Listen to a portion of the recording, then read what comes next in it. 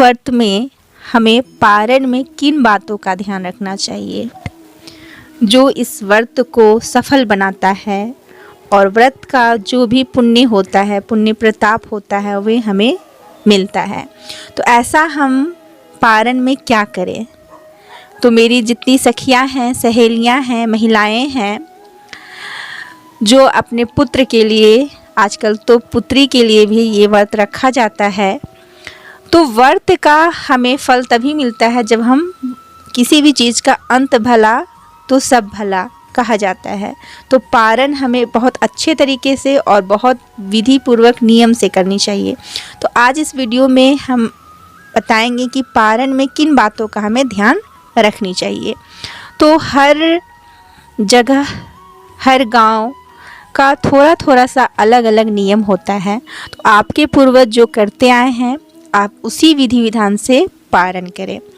और वैसे बहुत सारे लोग जो हिंदू धर्म को मानते हैं, जो इस व्रत को करते हैं, वो नियमित रूप से कैसे पारण करते हैं, उन नियमों को मैं आज आप लोगों के सामने प्रेजेंट करूंगी, बताऊंगी। तो चलिए आज की वीडियो शुरू करते हैं। तो पहला नियम है, बहुत सारे लोग कच्चा दूध पीकर या गर्म पानी पीकर या चाय पीकर भी पारण करते हैं। तो इसमें गर्म खाना, गर्म दूध, गर्म पानी ही पीकर पारण करना चाहिए। दूसरा नियम है कि खाना खाकर बहुत सारे लोग पारण करते हैं, बहुत सारी चीज़ें बनाते हैं खाने के लिए।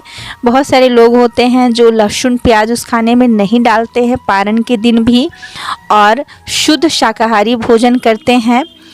और पहले अपने कुल देवता, जो देवता होते हैं, उनका पूजा पाठ जो है वो कर लेते हैं। उसके बाद अपना खाना बनाकर, नहा धोकर, सिंदूरा से सिंदूर लगाकर, या जैसे कि कहा जाता है कि पारण कैसे करें, तो पारण हमें धरती, कोई भी व्रत का पारण हमें कैसे करना चाहिए, तो धरती पर बैठ कर करना चाहिए।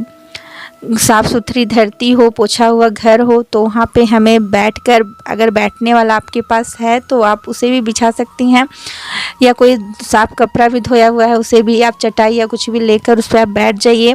और पूरब की तरफ बैठे या उत्तर की तरफ बैठे, कभी भी दक्षिण दिशा की ओर बैठकर ये सारे नियम नहीं करने चाहिए। तो आपको क्या करना है कि पूरब या उत्तर दिशा की ओर बैठ जाना है। उसके बाद सिंदूर लगानी है और तेल लगानी है 5 जगह, कोई साफ़ सुथरी जगह पे, प्लेस पे। उसके बाद अपने पारण में बहुत सारे लोग, महिलाएं जो होती हैं, सिंदूरा से पारण में सिंदूर भी अपने मांग में भरती हैं, लगाती हैं, बहुत शुभ माना जाता है। तो आप भी सिंदूरा से अपने मांग में सिंदूर जरूर भरें पूजा पाठ के बाद।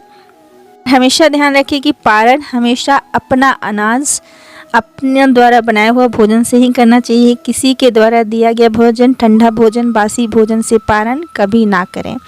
अब तीसरा नियम है कि पारण करते समय हमें ब्रश कैसे करना है, दांतों को साफ कैसे करना है।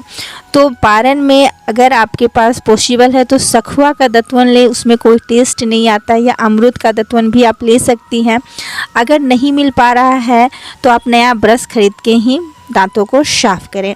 और कभी भी आप नीम से या आम के दातुन से साफ ना करें, क्योंकि वो जो है वंश माना गया है, कि इस वंश माना गया है, मतलब तो उससे हम लोग नहीं करते हैं। आपके यहाँ अगर होता होगा तो शायद आप कर सकती है, लेकिन नहीं करना चाहिए। और चौथा नियम है कि जिनके यहाँ चलता है, बहुत सारे लोग जितिया पहनते हैं और बच्चों को भी पहनाते हैं, उसमें गांठ लगाते हैं। और बहुत कोई सोना का भी, जितना बच्चे हैं उस हिसाब से जितिया बनाता है। बहुत कोई बेटी है तो चांदी का उनके लिए बनाया जाता है।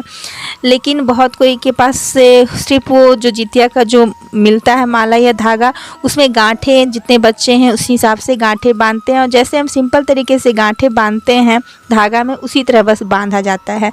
उसके बाद बच्चों को पहना दिया जाता है, और उसके बाद फिर वही पारण करने के टाइम में फिर हमें अपने गले में पहन लेना है। उसके बाद हमें पारण करना है। तो इस तरह से ये चौथा नियम है कि अगर जिनके यहाँ होता है वही जितिया पहने, अगर जिनके यहाँ नहीं होता है, नहीं चलता है किसी कारणवश, तो वो नया नियम अपने से या मेरे द्वारा बताए जाने पे ना करें। क्योंकि ये व्रत जो है बहुत ही ये पितरों के लिए भी किया जाता है, हमारे पूर्वजों के लिए भी किया जाता है, उनके लिए भी इसमें खाना निकाला जाता है। सरगही के टाइम में हम लोग निकालते हैं, पूर्वज के लिए निकालते हैं, झींगी की सब्ज़ी बनाते हैं, पुआ चढ़ाते हैं। हम लोग के यहाँ झींगी के पत्ते में झींगी की सब्ज़ी और पुआ चढ़ाते हैं सरगही के टाइम में, और चील और सियारन के लिए भी निकाला जाता है। तो इस तरह से हम लोग सरगही में निकालने के बाद ही खुद सरगही खाते, वो भी 2:30 के 3 बजे। तो इस तरह से पारण में भी हमें क्या करना है, इन सभी नियमों का थोड़ा सा ध्यान रखना है। तो पारण करने समय और 5वां नियम है कि इस तरह की हम ब्राह्मणों को खिलाकर खाएं, या ब्राह्मण ना मिले तो उनके लिए भोजन निकाल दें या सीधा निकाल दें। सीधा कहने का मतलब दान की चीज़ें निकाल दें।